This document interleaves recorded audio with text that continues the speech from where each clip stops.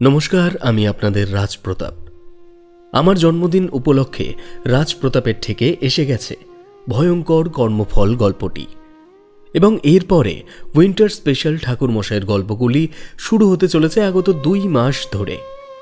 তার সঙ্গে থাকবে নানাবিধ রোমহর্ষক অজপাড়া গায়ের জীবন্ত গ্রাম বাংলার ভূতের কাহিনী। তবে আজ আপনারা শুনতে চলেছেন তারানাথের এক অন্য কর্মজীবনের গল্প। তারানাথ পেট চালানোর ফিকিরে যে কেবল জ্যোতিষকর্ম করে গেছেন তা কিন্তু নয়। নিয়তির ফেরে তাকে জীবনের বিভিন্ন পর্যায়ে করতে হয়েছে নানা রকম কাজবাজ। আজ আমার লেখা সে এক অন্য তারানাথ এই বইটির থেকে রইল রিলিজ একটি রোমহর্ষক গল্প, জমিদারদের জোড়া পুকুর।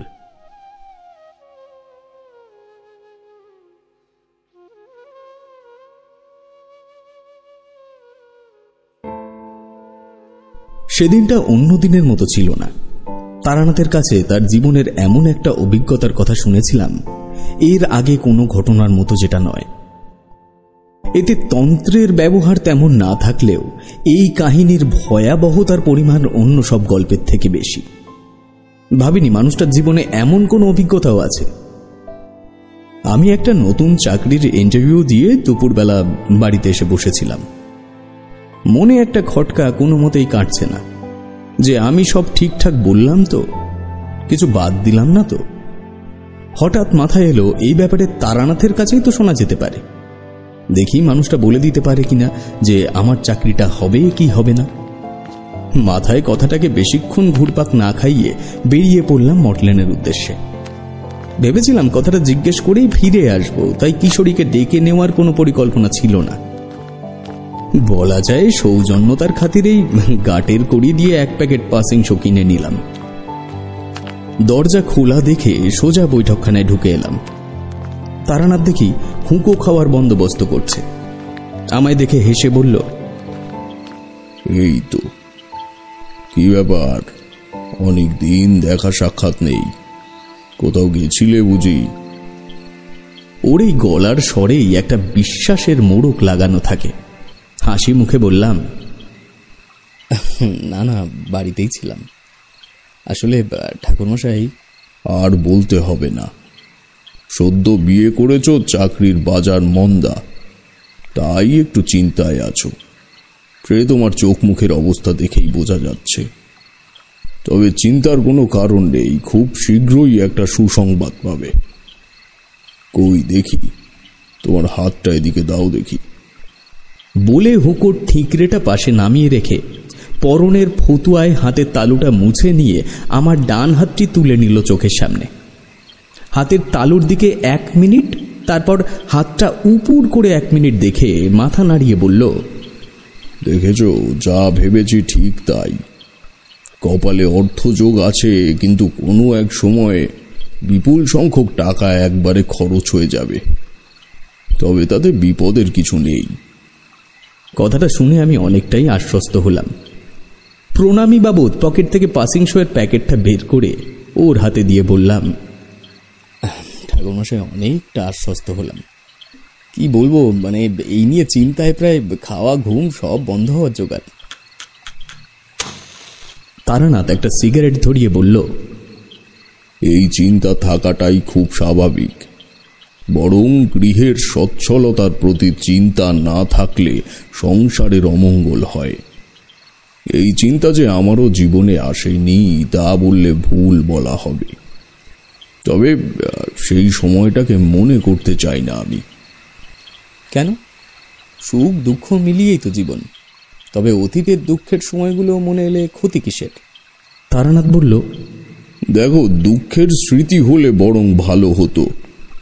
এই স্মৃতি ভয়ের, আর সে ভয় শুধু চাক্ষুষ কোনো অভিজ্ঞতা নয়।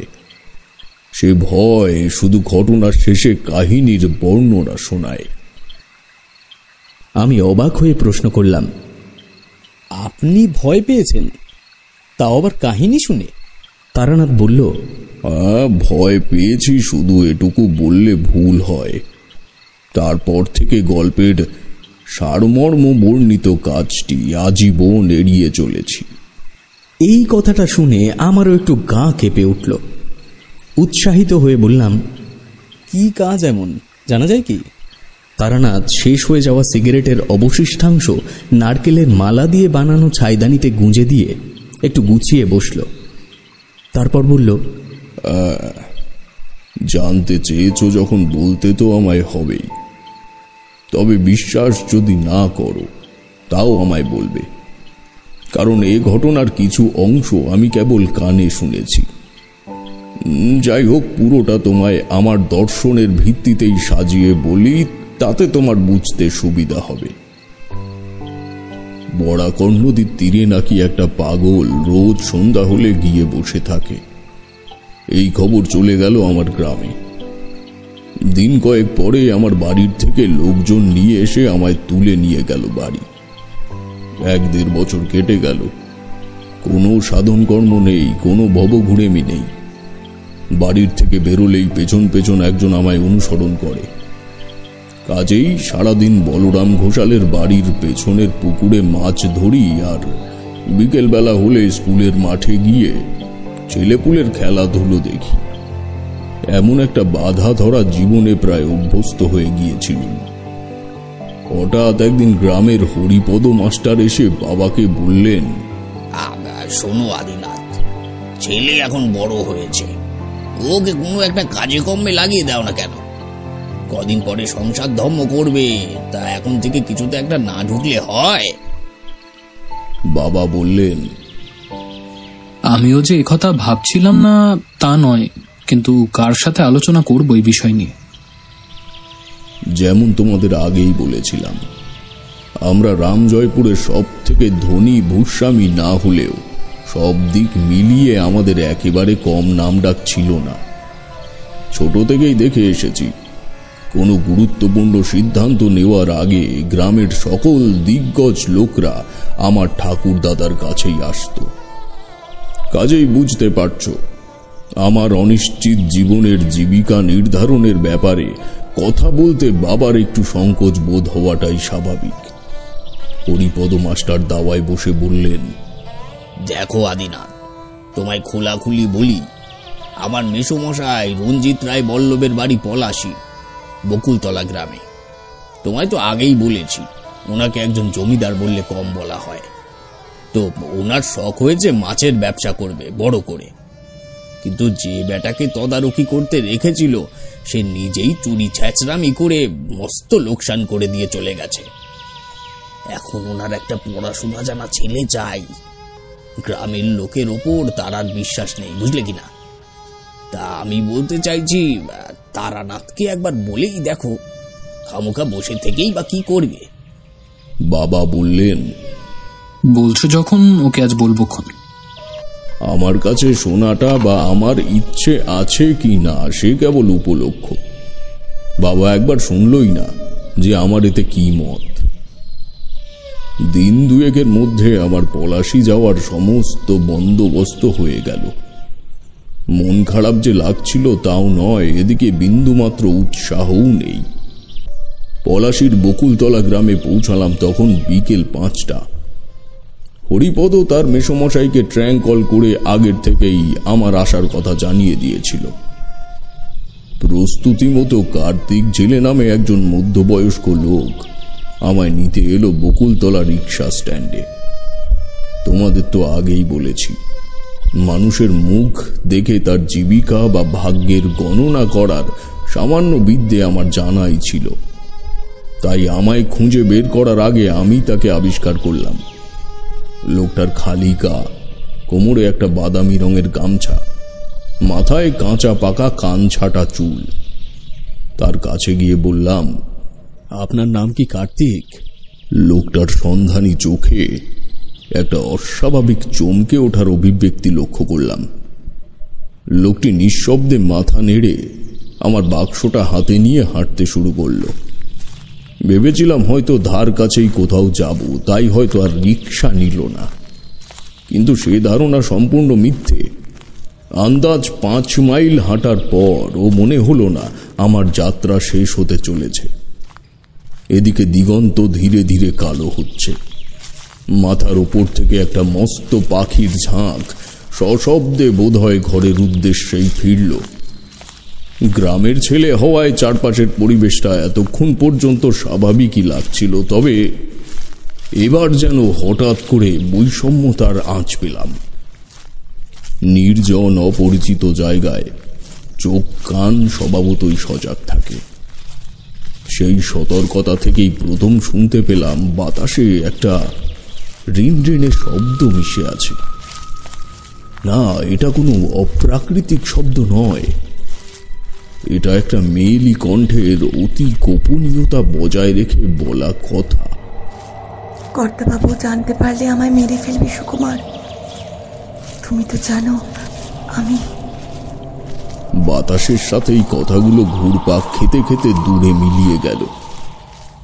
এই সময় লক্ষ্য করলাম আমার পথ প্রদর্শক অর্থাৎ কার্তিক জেলে হাঁটার গতি বাড়িয়ে দিয়েছে।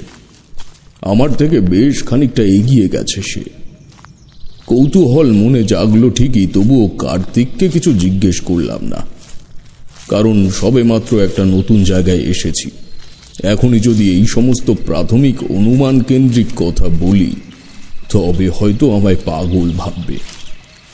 যাই হোক, আমিও একটু হাঁটার গতি বাড়ালাম। অবশেষে আরো মাইল 2 হাঁটার পর পৌঁছালাম 3 পাশে জলাশয় ঘেরা একটা জঙ্গলাকীর্ণ জায়গায়। কার্তিক বলল, চক্রবর্তীবাবু, এই ঘরটাই আপনার অফিস। এই একটু বাক্সটা ধরুন, আমি দেশলাইটা জ্বালাই। আমি অবাক হলাম। যেখানে আমার কাছে সামনে সভ্যতার সম্পূর্ণ রংটাই একটা মিশমিশে কালো দেওয়ালের মতো, সেখানে ও অফিস ঘর দেখল কোথায়? বিস্ময়তা কাটল দেশলাই কাঠি ঠোকার শব্দে। মিথ্যে নয়, কয়েক মুহূর্তের জন্য সামনে একটা ছোট পাকা ঘর চোখে পড়ল। আমি বললাম, আমার বাক্সে টর্চ আছে, দাঁড়ান বের করি। কার্তিক জেলে উৎসাহিত হয়ে বলল, আছে, টর্চ আছে, বের করুন, তাড়াতাড়ি বের করুন। শেষ হয়ে আসা জ্বলন্ত কাঠিটি ফেলে দিয়ে কার্তিক আবার একটি কাঠি জ্বালল। আমি বাক্স থেকে টর্চটা বের করে জ্বাললাম। আমার কাজের দায়িত্ব অনুযায়ী এই টর্চের একটা বড় ভূমিকা আছে, এটা হরিপদ মাস্টার আগেই বলে দিয়েছিলেন। এই টর্চের আলোয় সামনের ধ্বংসাবশেষটি ভালো করে দেখলাম। ধ্বংসাবশেষ বললাম কারণ সেটি কোনো আধুনিক অফিস ঘর বা কর্মশালা নয়। রঞ্জিত রায় বল্লভ মশাইয়ের পূর্বসূরিদের বাড়ি ছিল এটা।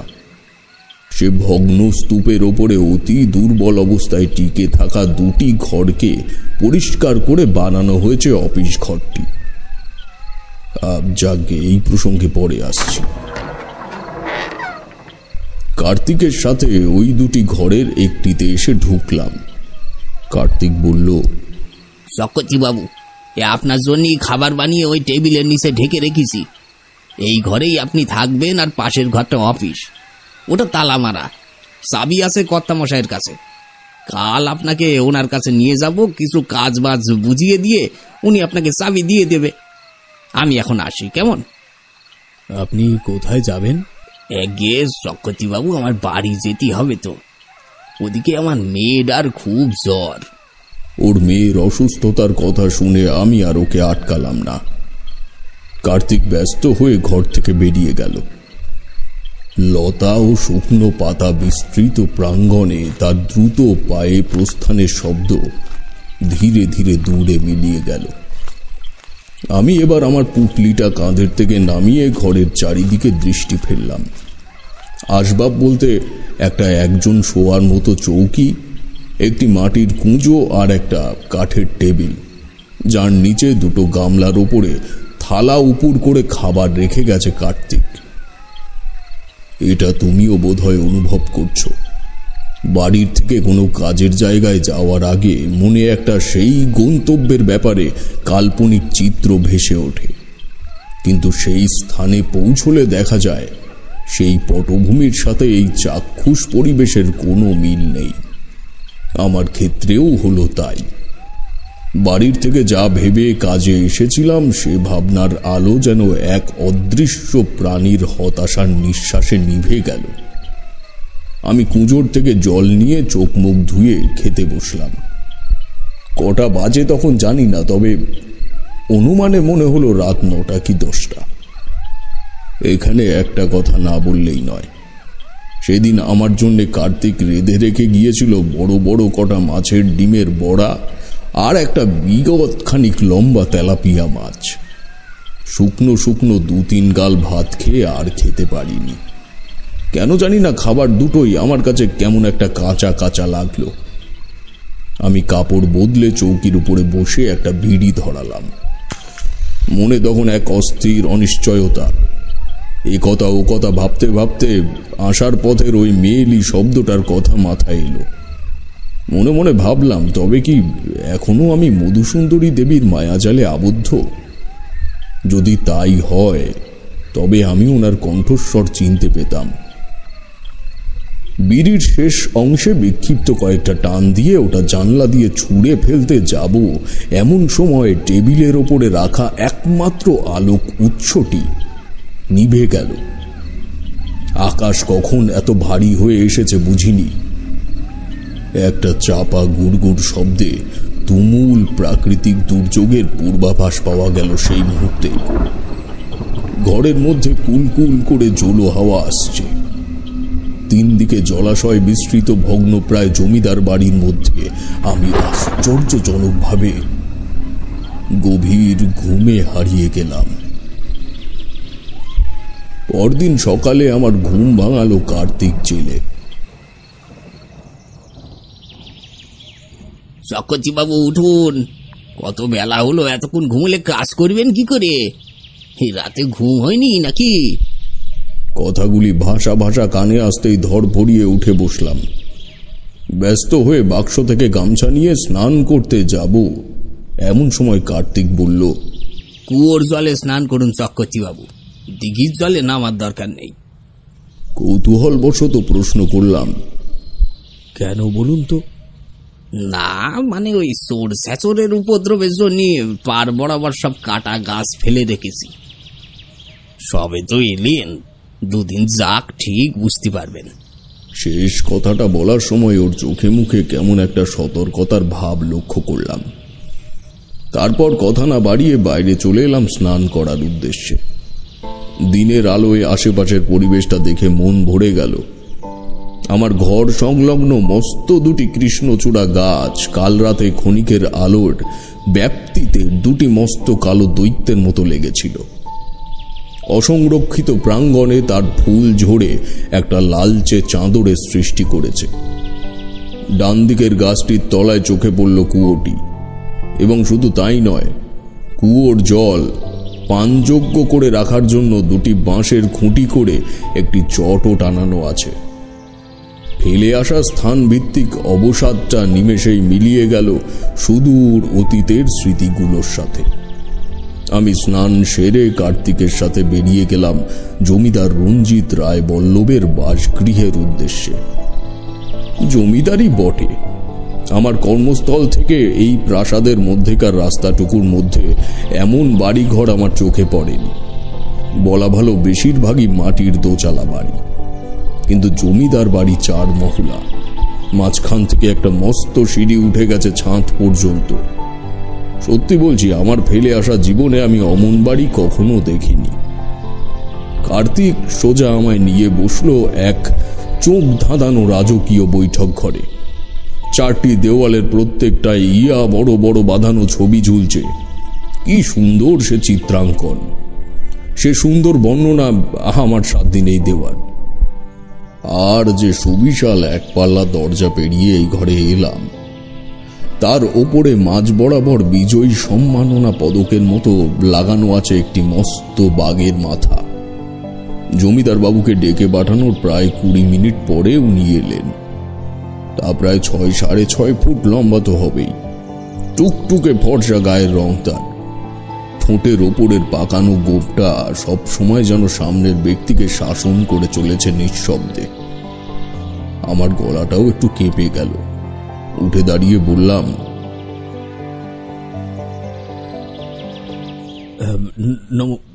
নমস্কার জমিদার বাবু। উনি হাতের ইশারায় আমায় বসে পড়তে বললেন। তারপর আমার মুখোমুখি চেয়ারটায় বসে বললেন, তোমার নামটা যেন কি? আগে তারানাথ চক্রবর্তী। ও আচ্ছা, ব্রাহ্মণ। আগে বেশ ভালো কথা। বলে উনি পকেট থেকে একটা চুরুট বের করে ঠোঁটে ঝোলালেন। পকেটে ইতস্তত খোঁজাখুঁজির ভঙ্গিতে হাত বোলাতেই পাশে দাঁড়িয়ে থাকা কার্তিক জেলে এসে তার চুরুটটি জেলে দিল। উনি বললেন,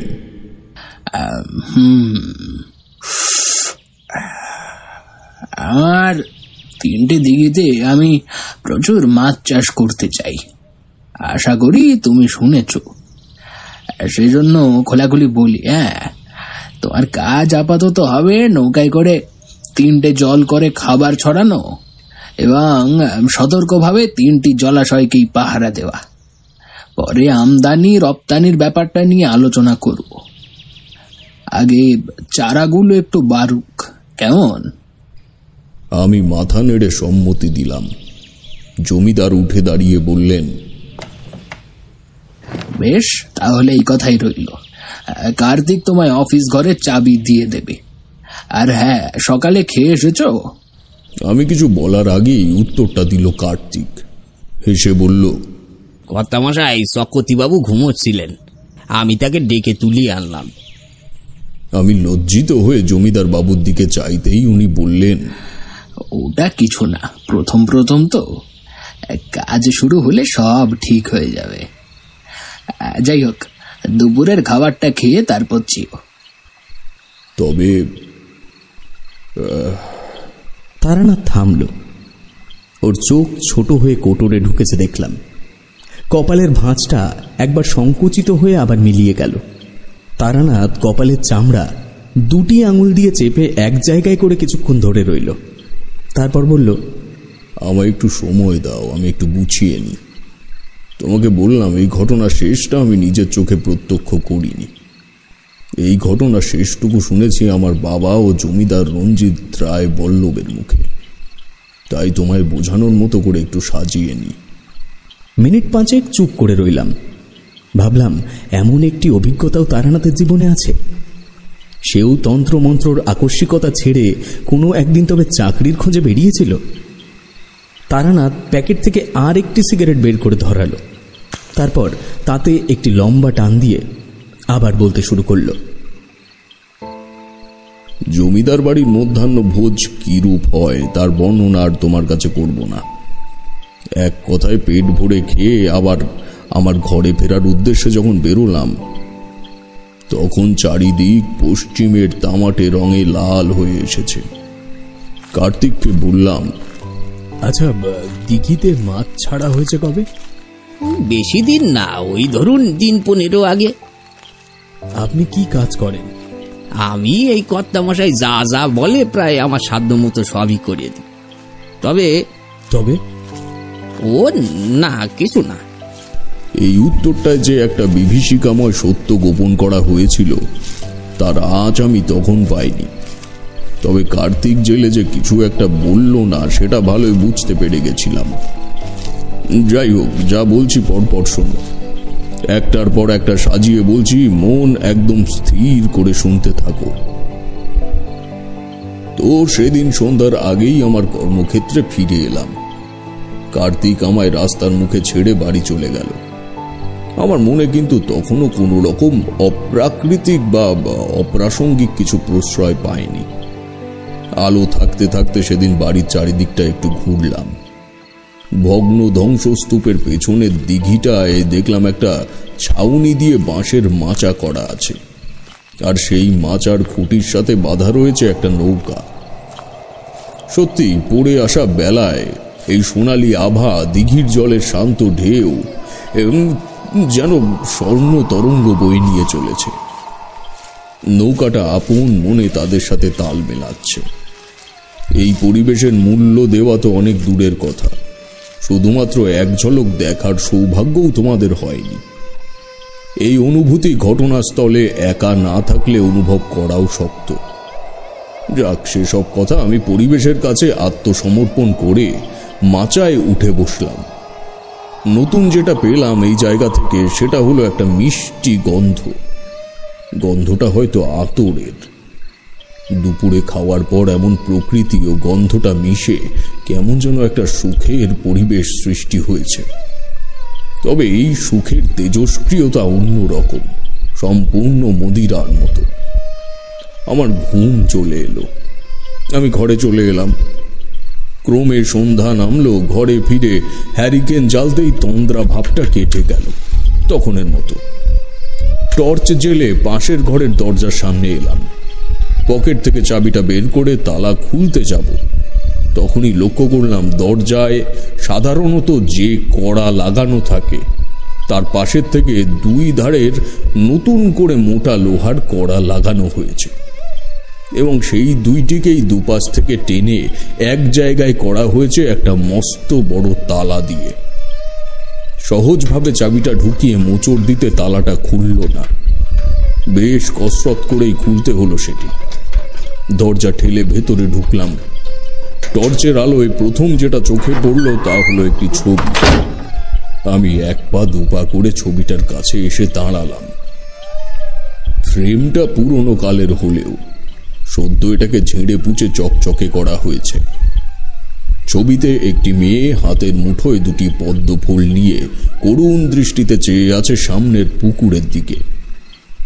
নিচের এক কোণে চিত্রকরের নাম সই করা ছিল, কিন্তু ওই স্থানটি খুব অযত্নে ছিঁড়ে ফেলা হয়েছে, এবং সেই অযত্নতার আঁচড় পৌঁছেছে মেয়েটির পা পর্যন্ত। নিটোল গড়নের মেয়েটি অসম্ভব সুন্দরী হলেও ডান পায়ের নিচের অংশটি চিত্রশিল্পীর নাম গোপন করার স্বার্থে একই সাথে উঠে এসেছে। স্থির হয়ে ছবিটির দিকে তাকিয়ে আছি। এমন সময় হঠাৎ মনে হলো ছবিটি খানিক বদলালো। যে ডান পায়ের দিকটা ছেঁড়া ছিল সেই পা ঈষৎ উপরে উঠেছে। গোড়ালির নিচে আর কিছু ছিল না, কিন্তু এখন নূপুর ও পায়ের বুড়ো আঙুলটি ছবির অক্ষত স্থানে। সহজাতভাবেই পা পিছিয়ে আসতে শুরু করেছে, কখন জানি না। টের পেলাম চৌকাঠে এসে পা ঠেকতে। কাঁপা কাঁপা হাতে তালা লাগিয়ে দিয়ে নিজের ঘরে ফিরে এলাম। সেদিন রাতে কোনো মতেই চোখের পাতা এক করতে পারলাম না। ভূত, পিশাচ, পেতনি, হাঁকিনি অনেক দেখেছি, এটা কিন্তু তার ভয় নয়। ভয়টা তখন আমার অন্য কিছুর। ভয়টা আমার ভবিষ্যতের। দাঁড়াও একটু বুঝিয়ে বলি। আমি এই জাতীয় অলৌকিক জগতের থেকে বেশ কিছুদিন দূরে ছিলাম। তবে জীবনে যে আবার আমায় ওই পথেই ফিরতে হবে তা আমি জানতাম, কিন্তু তবুও মধুসুন্দরী দেবী চলে যাওয়ার সময় আমায় বলেছিলেন সামনে আমার ঘোর বিপদ। তবে কি বিপদ বা আমার প্রাণ সংশয় আছে কিনা জিজ্ঞেস করায় উনি আমায় কিছু বলেননি। যেটা বলেছিলেন সেটা হলো আমি নাকি বিপদ এলে আগে থেকেই তা বুঝতে পারব। এক্ষেত্রে সেই বিপদের ঘণ্টাটাই আমার মনের মধ্যে আর্তনাদের সুর তুলতে লাগলো। হ্যারিকেনের আলো কমিয়ে দিয়ে ভোর নাগাদ একটু ঘুমানোর চেষ্টা করলাম, কিন্তু না, ঘুম এলো না আর সেই রাতে। বেলা 7টা নাগাদ কার্তিক এলো। আমি তখন ঘরের দরজার বাইরে একটা উঁচু ঢিবির উপরে বসে আছি। ওকে দেখে নিজেকে যতটা সম্ভব স্বাভাবিক করার চেষ্টা করে বললাম, আপনারা আসতে এত দেরি হলো যে? আমি কখন থেকে তৈরি হয়ে বসে আছি। কার্তিক কাছে এলে বুঝলাম ওর মুখটা কালো হয়ে আছে। হঠাৎ মনে পড়ে গেল ওর মেয়ের শরীরটা ভালো ছিল না। প্রশ্ন করলাম, কি ব্যাপার? আপনার মেয়ের কিছু হয়েছে নাকি? হ্যাঁ চক্রবর্তী মশাই, ওর অবস্থাটা ভালো না। কাল সারা রাত ঘুমোতে পারিনি, এত জ্বর এসেছিল তার। চলুন আপনাকে গোটা কয়েক খোলের বস্তা বের করে দিয়ে আমি ফিরে যাব তাড়াতাড়ি। আসুন। আমি আবার পাশের ঘরটি খুলে দিলাম। ঘরটি এমনই যার দরজা খুললেই প্রথম চোখ যাবে ছবিটার দিকে। কাল রাতের মতো আজও আমার চোখ ওদিকেই গেল।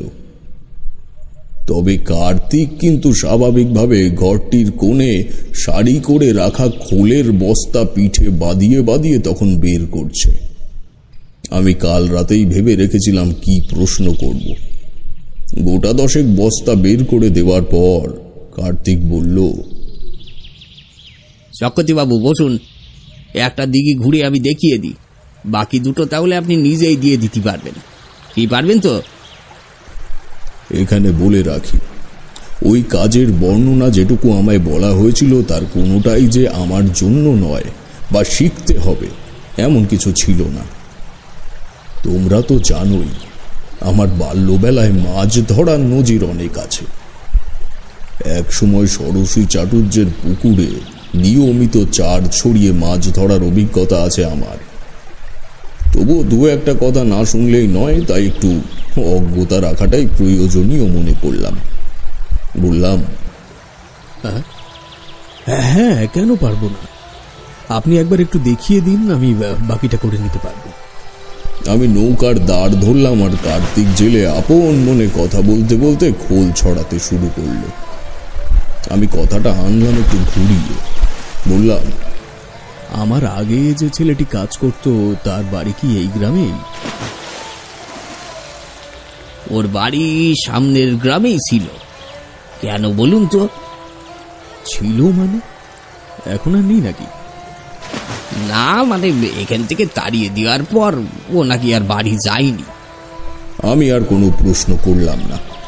কার্তিক সম্পূর্ণ দিঘিতে খাবার ছড়িয়ে নৌকায় আরো 4টে বস্তা বোঝাই করে দিয়ে চলে গেল সেদিন। এই 3 প্রান্তের দিঘির মধ্যেই একটা সরু নালা পথ করে নৌকা সংযোগের রাস্তা করা আছে। আমি প্রথমে বাঁ দিকের জলাশয়ে নৌকা ভাসালাম। একটা ছোট বাটিতে করে খোল নিই আর চারা মাছের ঝাঁক দেখে দেখে নিক্ষেপ করি। এমন চাকরি কে পায় বলো? দিন 10 মনেই হলো না আমি কাউর মালিকানাধীন হয়ে এসব করি। 11 দিনের দিন আমার আবার ডাক পড়ল জমিদার রঞ্জিত রায় বল্লভের মহলে। পৌঁছে দেখি সে বিরাট আয়োজন। সেদিন জমিদার বাবুর একমাত্র মেয়ে ইন্দুমতির জন্মদিন। আজ একটি অন্য ঘরে গিয়ে অতিথিদের বসানো হয়েছে। এই ঘরটিও বৈঠক কক্ষের সমসাময়িক। উঁচু দেওয়ালের প্রায় সর্বত্রই পূর্বপুরুষদের বড় বড় ছবি ঝোলানো আছে। একজন বৃদ্ধ থালার উপরে কাঁচের গ্লাস সাজিয়ে নিয়ে ঘরে এলেন। গলা তুলে বললেন, উপস্থিত সকল অতিথি ও শুভাকাঙ্ক্ষীদের, আজ আমাদের ইন্দুমতি মা নিজের হাতে শরবত পরিবেশন করবে। জমিদার বাবু এখনই আসছেন ওনার কন্যাকে নিয়ে।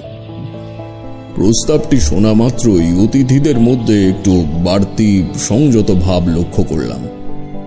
একটু বিক্ষিপ্তভাবে বসে যে কজন মানুষ একে অপরের সাথে কথোপকথন করছিল তারা সোজা হয়ে বসল। মিনিট 2 পরে জমিদার রঞ্জিত রায় বল্লভ যাকে নিয়ে এলো তাকে দেখার পর অন্য কোনো মানুষ হলে সেখানের থেকে উন্মাদের মতো ছুটে পালিয়ে যেত। জমিদার বাবুর একমাত্র মেয়ে ইন্দুমতি, আর কেউ নয়। এই মেয়েটির ছবিই তো আমি আমার অফিস ঘরে দেখেছি। এমনকি আজও কাজের ঘরে তালা দিতে গিয়ে ছবিটির দিকে আমার চোখ পড়েছিল। ভাবতে পারছো তখন আমার মনের অবস্থা। বিচার বুদ্ধি বিবেচনা সব হারিয়ে ফেলেছি, তবুও চোখে মুখে তার অভিব্যক্তি প্রকাশ করতে পারছি না।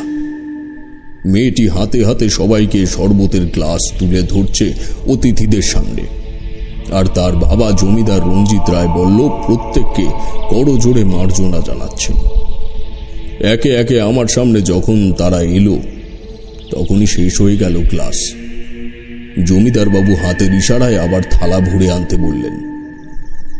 ঠিক তখনই ঘটল একটা গোপন নেত্র সংযোগ। মেয়েটি এক দৃষ্টিতে আমার দিকে তাকিয়ে রয়েছে। আমার দৃষ্টি আটকে নেই সেখানে, কিন্তু অনিচ্ছা সত্ত্বেও বারবার ওই চোখে আটকে যাচ্ছি আমি। একবার আমি অপ্রস্তুত হয়ে ঈষৎ হাসলাম, কিন্তু না, ওই চোখে মুখে কোনো পরিবর্তন নেই। জমিদার বাবু অন্য অতিথিদের সঙ্গে কথা বলতে তখন ব্যস্ত। আমি আর বসে থাকতে পারলাম না। মনে হলো ওই চোখ দুটো আমার মনের সমস্ত অভিসন্ধিকে এলোমেলো করে দেওয়ার চেষ্টা করছে। উঠে দাঁড়াতেই জমিদার বাবু বললেন, আরে আরে তারা না, তুচ্ছ কোথায়? উফ, এই ভুজুয়াটা কোথায় যে গেল? বসো বসো মা, এটা আমার মাছের ব্যবসার নতুন ম্যানেজার, ওর নাম তারানাথ চক্রবর্তী। মেয়েটি এবার একটু হাসল। সে কি বলবো, তোমায় ত্রিভুবন জয় করে দেওয়া সে হাসি। আমি তখন যুবক, তোমাদেরই মতো, কি করে বলি এসব কথা। যাই হোক, আমি মন্ত্রমুগ্ধের মতো আবার সে স্থানেই বসে পড়লাম। সেদিন ওই একবারের জন্য ওই ঘরে মেয়েটিকে দেখলাম, তারপর সেই যে ওপরে চলে গেল, আর দেখা পাওয়া গেল না।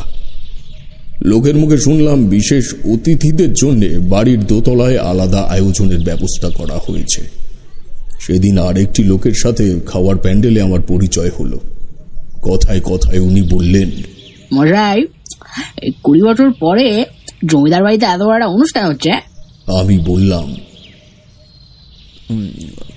কেন, এর মাঝে কোনো অনুষ্ঠান হয়নি কেন? আরে মশাই, জমিদারের 2 মেয়ে একসাথে হয়েছিল। একজন ইন্দুমতি আর একজন মধুমতি, কিন্তু ছোট মেয়েটা মাত্র 8 মাস বয়সে জন্ডিসে মারা যায়। তারপর থেকে তো সমস্ত অনুষ্ঠান, কুলো পুজো সব বন্ধ হয়েছিল। এই শেষে 1 বছর আবার শুরু করেছেন জমিদার মশাই। আমি আর কোনো কথা বললাম না। খাওয়া দাওয়া সেরে বিকেল 4টে নাগাদ ঘরে ফিরে এলাম। তারানাথ চুপ করল। আজ অনেকদিন পর তারানাথের গল্প এমন চরম পর্যায়ে সর্বদা উঠে আছে যে চোখের পলক ফেলতেই বোধহয় ভুলে গেছিলাম। দেখলাম গল্প শুনতে শুনতে ডান পায়ের গোড়ালির ওপরের যে স্থানটি চেপে ধরে রেখেছিলাম তার রক্ত শূন্য হয়ে সাদা হয়ে গেছে। সেদিন ফিরে ঘরে না ঢুকে সোজা গিয়ে বসলাম দিঘির পাড়ের ওই মাচায়। মন একটা ব্যাপারে নিশ্চিত বার্তা দিয়েছে তখন, যে আমার সামনে ঘোর বিপদ। খুব খারাপের থেকেও বেশি কিছু ঘটতে চলেছে আমার সাথে। গৃহী মানুষ 2 দিনের বৈরাগী হলেও তার মুখের বীজ মন্ত্রে ইষ্টকে সন্তুষ্ট করা সম্ভব নয়। 10 মিনিটের মতো চুপ করে বসে মালিক পক্ষের বাড়ির থেকে শুনে আসা কাহিনীটি নিয়ে শান্ত মনে ভাবলাম, কিন্তু চিন্তার কোনো পথেই যুক্তিযুক্ত সমাধান এলো না। আমি বেশ কয়েকটা বিড়ি পর পর শেষ করে ফিরে এলাম ঘরে। পুজোর থেকে 1 গ্লাস জল খেয়ে চৌকিতে দেহটা এলিয়ে দিয়েছি, এমন সময় সজোরে আমার বাঁ দিকের দিঘিটায় এক বিকট শব্দ হলো, ঠিক যেন মহাশূন্য থেকে কোনো উল্কাপিণ্ড এসে জলে পড়ল। আমি বাইরে এসে দেখি সবটাই স্বাভাবিক। জলোচ্ছ্বাস তো দূরের কথা, একটা পাথর পড়ার জল তরঙ্গ বলয় পর্যন্ত নেই। আমি বুঝলাম বিপদ কালো মেঘের মতো আমার পেছনে তাড়া করেছে ইতিমধ্যেই। এটা এমন একটা অন্ধকারাচ্ছন্ন ছায়া যা আমি ওই নির্দিষ্ট সাধকের পক্ষে প্রত্যক্ষ করা সম্ভব নয়। দেহ বন্ধনের বীজ মন্ত্র কয়েকবার বিড়বিড় করলাম, কিন্তু সাধক হওয়া কি অতই সহজ কার্য? নিয়মিত আমিষ ব্যঞ্জন ভক্ষণ করে যদি বীজ মন্ত্রের ওপর অধিকার স্থাপন করা যেত, তাহলে হয়তো ঘরে ঘরে সাধক তৈরি হয়ে যেত।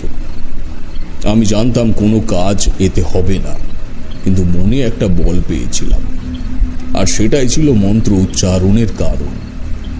শান্ত পায়ে প্রতিটা দিঘির ধার দিয়ে ঘুরে এলাম 1 পাক। পায়ের কাদা ধোয়ার জন্য কুয়োর সামনে গিয়ে এদিক ওদিক দেখতে দেখতে বালতিটা নামিয়ে দিলাম জলে। টেনে তোলার সময় দেখি সেটা আর উঠছে না, কিছুতে একটা বেঁধে গেছে। কুয়োর দিকে উকি মেরে দেখতেই আমার মেরুদণ্ডে একটা বরফ স্রোত বয়ে গেল, যা এসে সোজা ধাক্কা দিল আমার মস্তিষ্কে। দেখলাম অফিস ঘরে টানানো ওই মেয়েটির ছবি কুয়োর কালো জলের তরঙ্গে তার অন্তর্নিহিত দেওয়ালের চারিদিকে ধাক্কা খেয়ে খেয়ে আবার কেন্দ্রবিন্দুতে ফিরে আসছে। আর দাঁড়িয়ে থাকতে পারলাম না। আমার পঞ্চেন্দ্রিয় তখন আকস্মিকতার চরম পর্যায়ে সজাগ হয়ে উঠেছে। ছুটে গিয়ে অফিস ঘরের চাবি নিয়ে ঘরের সামনে এসে দেখলাম দরজার নিচে বেশ খানিকটা জল জমে আছে। তবে এই বিষয়টাকে গুরুত্ব দেওয়ার মতো মানসিক পরিস্থিতি আমার তখন ছিল না। দ্রুত হাতে তালাটা খুলে দরজার পাল্লা দুটো সজোরে ঠেলে দিলাম ভেতরের দিকে। তারানাথের বৃদ্ধ চোয়াল দুটি কয়েকবার তীর করে কেঁপে উঠল। ছবি নয়, ছবির মানুষটি আমার সামনে আপাদমস্তক ভেজা বস্ত্রে সভয়ে দাঁড়িয়ে রয়েছে। আমি বুঝতে পারলাম পায়ের রক্ত চলাচল হয়তো আমার বন্ধ হয়ে গেছে, বা কোমরের নিচের অংশ আকস্মিকতার এই মুহূর্তেই পঙ্গু হয়ে গেছে হয়তো। না পারলাম এগিয়ে যেতে, না পারলাম পিছাতে। তুমি হয়তো বুঝতে পারছো তখন আমার কি অবস্থা। তবে সামনের বিভীষিকা যে আমার সাথে বাক্যালাপ করবে সেরকম আশা আমি করিনি। মেয়েটি ভীত কণ্ঠে বলল, আপনি কি আমাকে ও হরিচরণকে আলাদা করতে এসেছেন? আমার অবস্থা তখন কিংকর্তব্য বিমূঢ়। তারপর এমন একটা প্রশ্ন। বললাম, তোমার আজকে জন্মদিন, সেসব ধুয়ে তুমি এখানে চলে এসেছো কেন? এই প্রশ্নের উত্তর আর এলো না স্বাভাবিক স্বরে। কণ্ঠে মিশ্রিত হলো যন্ত্রণা ও ক্রোধ। চোখ দুটি কুঞ্চিত করে মেয়েটি বলল, তুমি কি হরিচরণকে নিয়ে যেতে এসেছো? আমি বললাম, আমি কাউকে নিয়ে যেতে আসিনি এখানে, এমনকি এখানকার কাউকে চিনিও না। তোমার বাবা বলল, শোনোনি আমি এসেছি কাজে। মেয়েটির মুখ আবার পরিবর্তন হলো। সেই ত্রিকাল জয়ী হাসি ফুটে উঠল তার মুখে। বলল,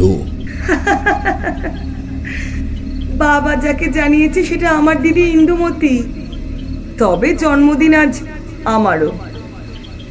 বিদ্যুৎ গতিতে মনে পড়ে গেল জমিদার বাবুর দুটো মেয়ে হয়েছিল একসাথে একই দিনে। ইন্দুমতির আজ জন্মদিন আর মধুমতি মারা গেছে জন্মের 8 মাস পরেই।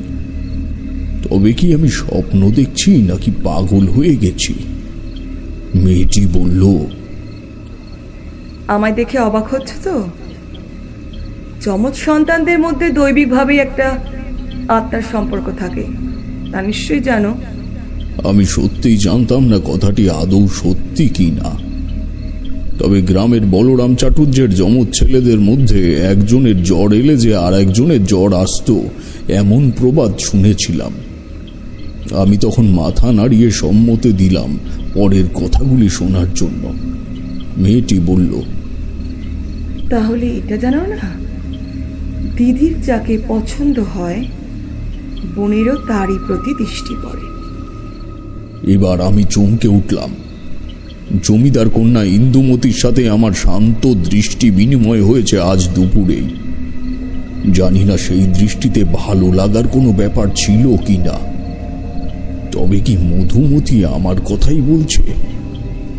হৃৎপিণ্ড খঞ্জনের মতো চঞ্চল হয়ে উঠল।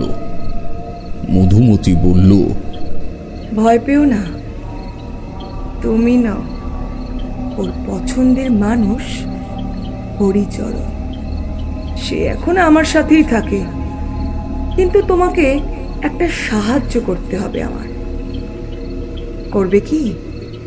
এবার আমি অনেকটাই স্বাভাবিক বোধ করলাম।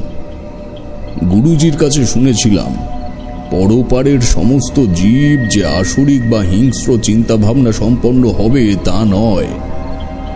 ঈশ্বর এবং এই জগতের জীবকুলের মধ্যে পার্থক্য খুবই সামান্য। যতই মনকে কথা বোঝাই, গলায় কি আর সেই দীপ্ততা আসে? কাপা গলায় বললাম,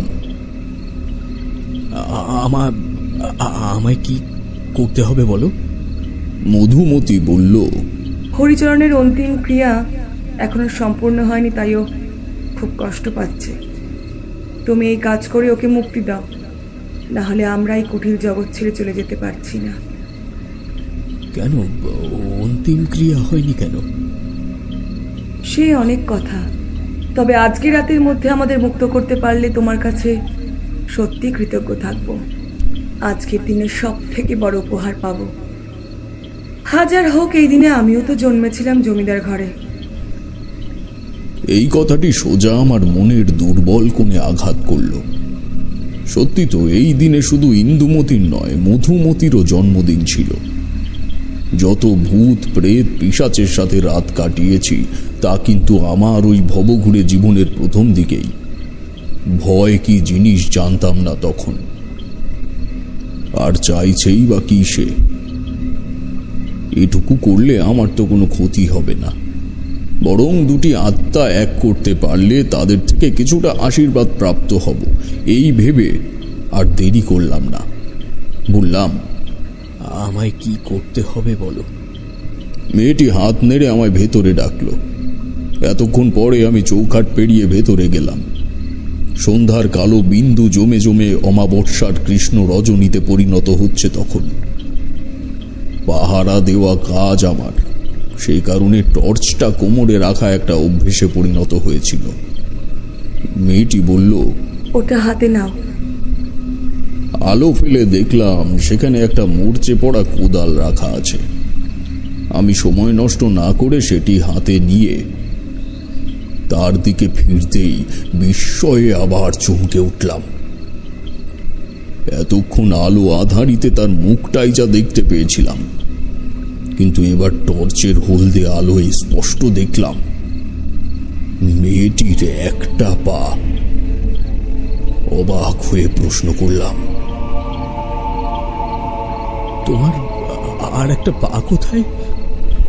মেয়েটি হেসে বলল, তুমি আমার ছবিতে দেখোনি? বললাম, কিন্তু এটা তোমার ছবি কি করে হবে? তুমি তো 8 বছর বয়সে ইহ জগৎ ত্যাগ করেছ। সারা বাড়িতে আমার ছবি না থাকলেও বাবা এখানে আমার একটি ছবি লাগিয়েছিল। তখন এই বাড়িটিতে আরো 2টি ঘর অক্ষত ছিল, কিন্তু মনের ভুলে কিনা জানি না ছবিটা ওই ঘরের থেকে খোলেনি। তাই দিদির সাথে আমিও বড় হয়েছি। আমরা যমজ বোন কিনা। ও লোকজন এড়িয়ে মাঝে মধ্যেই আমার সঙ্গে দেখা করে। ওই তো ছবিটা তুমি আসার কয়েকদিন আগেই পরিষ্কার করে গেছে। পরে আমি তোমায় সব বলবো, এখন চলো আগে। আমি মনের মধ্যে হাজার প্রশ্ন জমিয়ে নিয়ে বাইরে এলাম। মেয়েটির এক পায়ের প্রসারণ দেখলে যে কোনো স্বাভাবিক মানুষের হৃৎপিণ্ড থেমে যাওয়ার জন্য যথেষ্ট। হাঁটুর ওপর ভর দিয়ে বুকে হেঁটে হেঁটে সে আমার পেছন পেছন এলো। ঘরের পেছনে একটি নির্দিষ্ট জায়গায় বড় বড় ঘাসের জমি দিঘির পাড় পর্যন্ত বিস্তৃত। যেটুকু জঙ্গল আছে জলাশয়ের আগে পর্যন্ত তা যথেষ্ট ঘন। মধুমতি একটা নির্দিষ্ট স্থানে অঙ্গুলি নির্দেশ করে বলল, ওই স্থানটিতে আমার শিশু দেহটিকে পুঁতে দেওয়া হয়েছিল। তুমি দেহটি তুলে ওটার অন্তিম ক্রিয়া সম্পূর্ণ করো, তা না হলে আমি হরিচরণের জগতে প্রবেশের অনুমতি পাব না। সে বিশ্বে শিশুকালের মৃত ব্যক্তির প্রবেশের অধিকার নেই। মৃত্যুর পর অগ্নিশুদ্ধ না হলে কোনো পবিত্র স্থানে বিরাজ করা যায় না। কথাটা ঠিক। আমি এক মুহূর্ত অপেক্ষা না করে শুরু করলাম খনন কার্য। আমার প্রধান সংকল্প তখন একটাই, যত তাড়াতাড়ি সম্ভব মেয়েটির দাবি পূরণ করে আমায় তাকে তুষ্ট করতে হবে। নইলে এই জাতীয় আত্মার পৈশাচিক উদ্বেগ যে কোন পর্যায় পর্যন্ত যেতে পারে তা আমার অভিজ্ঞতা লব্ধ। আকাশে মেঘ ঘনিয়েছে নিঃশব্দে, তাতে সাদা সুতোর মতো বিদ্যুতের ঝলকানি যেন মেঘের আড়াল থেকে আমার উপর নজর রেখে চলেছে। ফুট 2 গভীরতায় যখন এলো, তখন প্রথম কোদালের সাথে কোনো একটা শক্ত বস্তুর আঘাতের শব্দ পেলাম। হাঁটুতে বসে দুহাত দিয়ে মাটি সরিয়ে সরিয়ে প্রথম যেটা উদ্ধার করলাম সেটা একটা মরার খুলি। তবে এই খুলি কোনো শিশুর নয়। এই পৃথিবীর সহজ স্বাভাবিকতার বাইরে কি বিচিত্র অলৌকিকতা লুকিয়ে থাকে বোঝো। মাটির নিচে বয়সের সাথে সাথে মধুমতির কঙ্কালটাও বড় হয়েছে ওর ছায়ার মতো। সেটা সম্পূর্ণ উদ্ধার করতে গিয়ে আমায় অনেকটা জায়গায় খুঁড়তে হলো। মেঘ কয়েকবার সশব্দে তাদের উপস্থিতির ইঙ্গিত করল। কঙ্কালটির সমস্ত হাড় গোড় জড়ো করে আশেপাশের শুকনো পাতা দিয়ে স্তূপের আকার করে উঠে দাঁড়ালাম। মধুমতির মুখে মুক্তির আনন্দ স্পষ্ট। সে হাসতে হাসতে আরো কিছুটা পিছিয়ে গেল, বলল, ধরি দাও, ধরি দাও, দাও দাও দাও দাও। আমি পকেট থেকে দেশলাই বের করে লাগিয়ে দিলাম আগুন। সাথে সাথে বহু বছরের আকাঙ্ক্ষা ও দুঃখ মিশ্রিত প্রাপ্তির হাসিতে কেঁপে উঠল চারিদিকটা। বলল, তোমার মতোই একজনকে খুঁজছিলাম বহুদিন ধরে। তুমি না এলে এতদিনের স্বাদ আমার অসম্পূর্ণ রয়ে যেত পরদেশী। তুমি আজীবন সমস্ত কাজে বিজয়ী হও, এই প্রার্থনা করি। তুমি তুমি নিজেও জানো না তোমার নিজের অজান্তে তুমি আজ কি করে গেলে।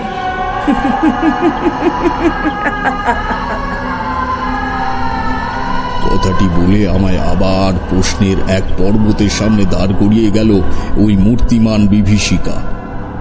কি বিদঘুটে সে হাসি! নিমেষেই কি কুৎসিত হয়ে গেল হৃদয় জয় করা সেই মুখ। পরিবেশে যেন তার হাসির শব্দই প্রলয় লাগলো। আমি আর দাঁড়িয়ে থাকতে পারলাম না। কেন জানি না মনে হলো হয়তো জ্ঞান হারাবো, ঠিক যেমন মধুসুন্দরী দেবীর আবির্ভাবের কালে হয়েছিল।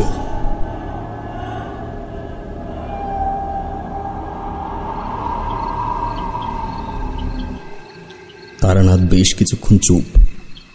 চোখের কোলে বহুদিনের পুরনো দুঃখ এসে জমেছে বলে মনে হলো। তারপর মুখ নিচু করে যে কথা শোনালো, ভাবিনি কাহিনীর শেষেও এত বড় একটা ভয়াবহ ফলাফল জমে আছে। সে বলল, সেদিন ওখানে অজ্ঞান হয়ে যাই, কখন তা আমি জানি না। এর পরের ঘটনা সবই আমার কানে শোনা। পরদিন সকালে নাকি কার্তিক জেলে আমায় ওখান থেকে উদ্ধার করে। আমার বাড়িতে খবর দেয় টানা একদিন জ্ঞান না ফেরায়। কিন্তু আমার জ্ঞান হারানোর ঘটনার সাথে যে আরো দুটো ঘটনার প্রত্যক্ষ মিল রয়েছে তা আমি ছাড়া আর কেউ জানে না। আর আজ জানলে তুমি। বাড়ি এসে জ্ঞান ফিরতে শুনি ওই রাত্রে বকুলতলা গ্রামের আরো দুটি মানুষ মারা গেছে। প্রথম জন হল জমিদার রঞ্জিত রায় বল্লভের বড় মেয়ে ইন্দুমতির অগ্নিদগ্ধ মৃতদেহ। ঘরের মধ্যে দরজা বন্ধ অবস্থায় বাড়ির কাজের লোক প্রথম তার দেহ আবিষ্কার করে। আর দ্বিতীয় হল হরিচরণ সান্যাল, বকুলতলা গ্রামের একমাত্র চিকিৎসক হরিহর সান্যালের ছেলে। বাড়ির উঠোনে বিষ খেয়ে পড়েছিল। পরে জেনেছি ইন্দুমতি ও হরিচরণের মধ্যে ভালোবাসার সম্পর্ক ছিল এবং পাড়ার লোক জানল যে প্রিয় সখীর সাথে কোনো মনোমালিন্যের কারণে তারা দুজনই ওই রাতে আত্মহত্যা করে। তবে যমজ সন্তানের একজনের জ্বর এলে যেমন অন্যের জ্বর আসে, ঠিক তেমনি একজনের দেহে আগুন লাগলে ছ্যাঁকাটা যে অন্যজনের শরীরেও লাগবে তার বিন্দু মাত্র আঁচ আমি পাইনি। রাজপ্রতাপের থেকে আপনারা শুনছিলেন জমিদারদের জোড়াপুকুর। গল্পটি কেমন লাগলো তা জানাতে ভুলবেন না আপনাদের কমেন্টের মাধ্যমে।